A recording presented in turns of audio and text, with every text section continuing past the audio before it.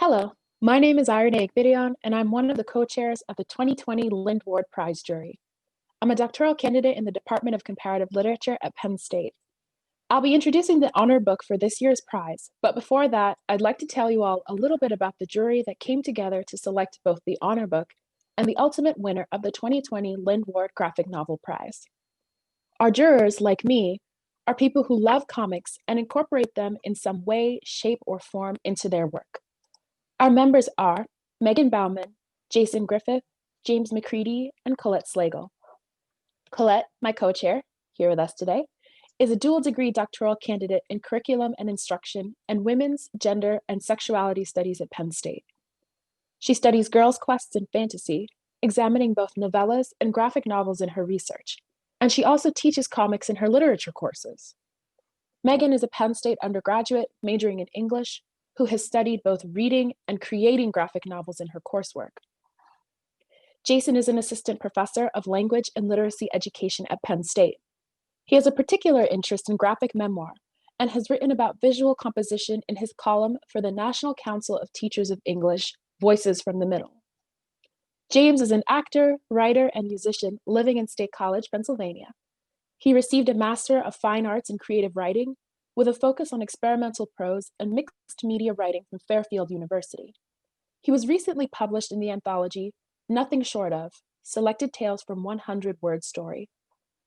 I would like to thank the members of the jury for their hard work, dedication, and flexibility as we shifted from meeting together in Petit Library to meeting for hours remotely on Zoom to discuss and debate for the many graphic novels that were contending for the prize. Thank you for being a wonderfully bright spot in this year and for thoughtfully engaging in conversations about comics. I wish we could do something like this again. It is now my pleasure to introduce you to the 2020 honor book, New Kid by Jerry Craft, published by Quill Tree Books, an imprint of HarperCollins Publishers. On its surface, New Kid is a story we all know. A young boy must negotiate the pressures of transferring to a new school in a new neighborhood. However, for our protagonist, Jordan Banks, an African-American boy entering 7th grade, there is also the added pressure of racial and class differences that mark his experiences at school. I won't say more about the plot because the joy and innovation in this graphic novel comes from quite literally seeing Jordan's story play out across Jerry Craft's skillfully designed pages. Our jurors had a lot of praise for this graphic novel, and in particular for Craft's artwork, design, and his ability to show, not tell. They described New Kid as captivating, incredibly solid work, a text that captures some of the most important essences of middle school, both visually and narratively, and hits all the right buttons while playing to a wide audience. New Kid, for our jury, fosters important reflections and considerations on youth, race, and culture. We noted that Craft makes effective use of intertextual references throughout the graphic novel, adding humor and levity to the story without undermining the seriousness of the racial and class issues that are at the heart of the narrative's conflict. Ultimately, New Kid is a great text to introduce young readers, and even older audiences, to ways of talking about uncomfortable situations, and to start conversations on the type of society we want to create for future generations. I must say that this comic speaks to me on many levels. My research concentrates on representations of race and ethnicity in contemporary comics from the Americas, so I somewhat reflexively focused on the ways that Craft masterfully navigated his representations of the experiences of a young African-American boy transitioning to a new, predominantly white, private middle school.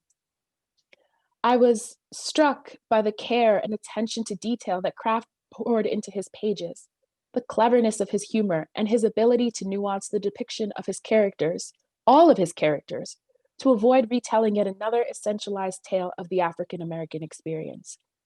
And I, as someone who teaches courses using comics in order to challenge my students to think about the ways that they have been taught to see and to read, I believe that Craft deftly asks his readers to first consider how much bias stems from visual perception, and second, to consider how much work it will take to combat that bias.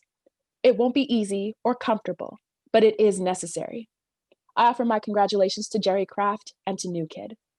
And now I'll turn it over to Colette, who will introduce this year's unanimous winner of the 2020 Lynd Prize for Graphic Novel of the Year. It is my pleasure to introduce our winner of the Lynd Ward Graphic Novel Prize this year, King of King Court by Travis Dandro, published by Drawn and Quarterly. King of King Court is an autobiographical story that explores Travis's relationship with his biological father, Dad Dave, through his childhood and adolescence, a relationship that is informed and shaped by issues of abuse, addiction, and toxic masculinity. In the words of the jury, King of King Court is a heartbreaking, masterful debut graphic memoir that grapples with the complexities of abuse and trauma while still leaving space for childhood innocence, play, and discovery. Dandro's images convey the story through a simultaneous adult and child perspective. Absent of narration, King of King Court relies on images and dialogue, effectively showing rather than telling. Though the reader usually inhabits Travis's child perspective in the narrative, we are nonetheless constantly aware of Dandro's adult gaze. He visually critiques and reflects on the events of his childhood, providing the reader with additional context and images that help to illustrate Dad Dave's interiority. While at first glance his artwork might appear simple, on closer inspection it quickly becomes clear that Dandro's drawings are sophisticated and masterful. Bold, black and white drawings featuring characters with pupilless eyes contribute to the childlike perspective of the narrative, and are even reminiscent in some ways of Lynd Ward's art style. Dandro expertly controls the pacing of the narrative through his artwork and the purposeful absence of narration, creating a slow and quiet story that does not over-explain itself, allowing the images to speak for themselves. Ultimately, Dandro creates a multi-layered narrative that is both understanding of Dad Dave's struggles and critical of his abusive actions, resulting in an honest story that invites the reader to sit with discomfort and to contend with ambiguity. And now, I am pleased to present the 2020 Lynd Ward Graphic Novel Prize winner, Travis Dandro. Hi, my name is Travis Dandro. Welcome to my studio here in Maine. I was excited and honored to win the 2020 Lynd Ward Prize. Lynd Ward has been an influence of mine since I discovered his work back in 1996. I'd like to thank Penn State, the Pennsylvania Center for the Book, and Elisa Cahoy, Carolyn Vermouth, all of the jurors, and the Library of America. Also, a big thanks to my publisher, Drawn and Quarterly, and my friends and family for their support. These are the pages from King of King Court, my graphic novel. And here's the book itself. It's a memoir about my childhood growing up in Massachusetts in the 80s. And it sort of focuses on my relationship with my biological father, who I called Dad Dave. This is going to be a short video, sort of how I became a cartoonist, and a little bit about the making of the book. Thank you. I've been drawing comics for a long time. This is one of my earliest ones, and it's actually an autobio comic about Christmas Eve when I was 9 years old. When I was 13, I created a comic strip called Twerp about this little bird, and it actually ran in my local weekly newspaper, the Leicester Journal. Twerp was highly influenced by Garfield.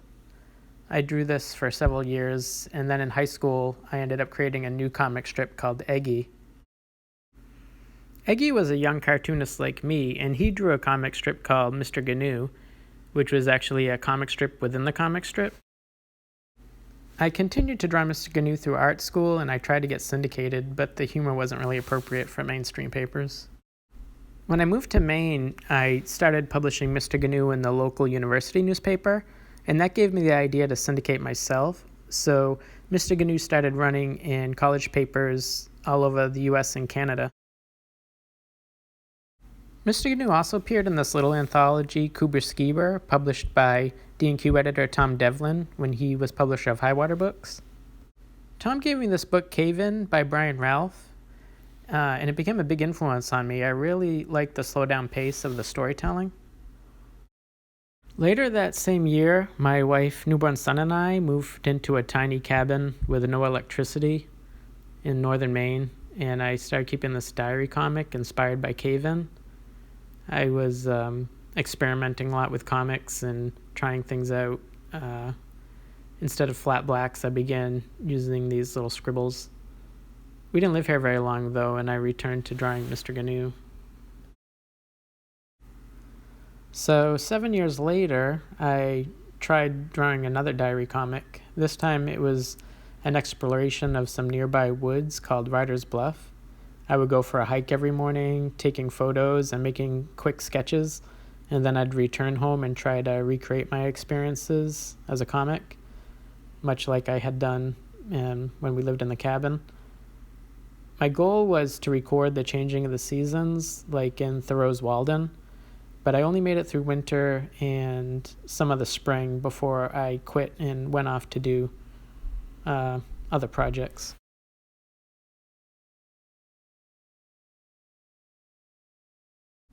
2014 was a really bad year for me. I ended up having a nervous breakdown, and I went to counseling where I started talking about my childhood, which only made me feel worse, almost like the past and the present were happening at the same time. I would wake up with panic attacks, unable to go back to sleep, and that's when I started drawing King of King Court. These are some of the early sequences of the book, and it kind of shows how my imagination helped me deal with difficult circumstances, not only back in the early 80s, but as I was drawing this. Just focusing on the little details, making the marks help relieve anxiety. I used to hang out with Dave on weekends, and we used to have a lot of fun together. This would be the last day I hung out with him as a kid, although I didn't realize it at the time. He sat me down in front of the TV to watch Solid Gold, and then I ended up walking in on him in the pantry as he was using heroin.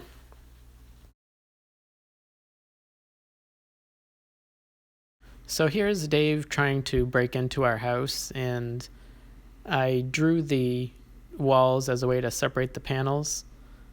Comics are a silent medium, but Dave's shouts break through, and the sharp edges of the word balloons seem to attack us.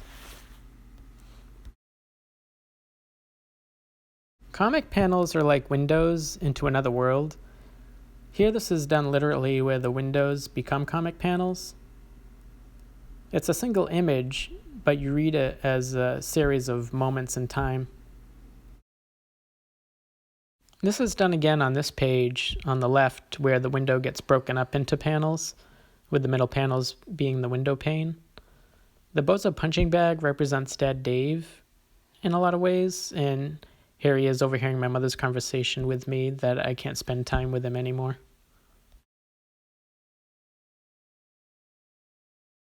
This is followed by this dream sequence with this dragonfly-scorpion hybrid. I was petrified of dragonflies at the time because I didn't realize that they were harmless. I ink my comics with a brush and I fill in the blacks with micron pens. I went through quite a few of them because their tips kept getting eaten up by the paper.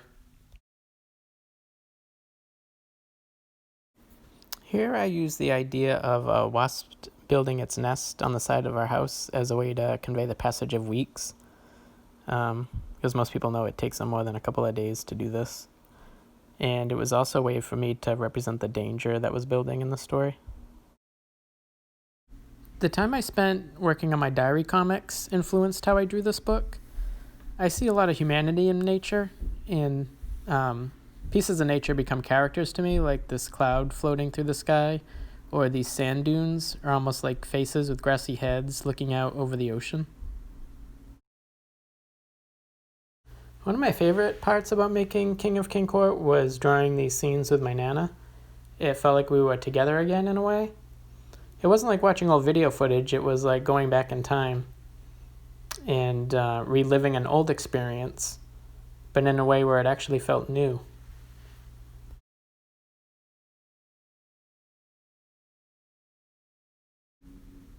When drawing the book, I had to inhabit not only my younger self, but also the other people in the book, including Dave, who I always thought of as a villain for the most part. But by putting myself in his shoes, I came to have a lot more empathy toward him. And I think in the end, empathy is what this book is all about. Hi everyone, I'm Elisa Cahoy. I'm the Assistant Director of the Pennsylvania Center for the Book. I hope you enjoyed our presentations from our jury co-chairs, Colette and Irene, and our 2020 Lynd Ward Prize winner, Travis Dandro. I hope you enjoyed it as much as I did. It was fascinating to learn more about Travis's background and his artistic process. Before we go, I'd like to acknowledge the contributions of a number of people central to the Lynd Ward Graphic Novel Prize. First of all, we'd like to thank Dean Barbara Dewey for sponsoring the Pennsylvania Center for the Book and for her support of this award in particular. Dean Dewey is retiring at the end of this year, and we are always thankful for the enthusiasm, for the center, and for our work that she has shown us throughout the years. Thank you to our Lynd Ward Prize Advisory Board members who guide and steward this award from year to year. They are Clara Drummond, John Meyer, Rebecca Miller-Waltz, Joel Priddy, J. Harlan Ritchie, Scott Smith, Kendra Boileau, and the director of the Pennsylvania Center for the Book, Carla Schmidt. We also recognize the financial contributions that help support this award, including the Special Collections Library, Library Learning Services, the College of Liberal Arts, the English Department. They all help the continuation of this award. The Lynd Ward Graphic Novel Prize was established in part because of Penn State's strong interest in the art of the graphic novel. And this, 2020, is the 10th year of the award, which is presented annually to the best graphic novel, fiction or nonfiction, published in the previous calendar year by a living U.S. or Canadian citizen or resident. Our 2021 jury is already hard at work reviewing the 2020 graphic novel titles that have been published this year. We want to thank you again for your interest in the Lynd Ward Graphic Novel Prize. And once again, here's to our 2020 winners, King of King Court by Travis Dandro and Honor Book, New Kid by Jerry Craft. We'll see you again in 2021, and keep reading.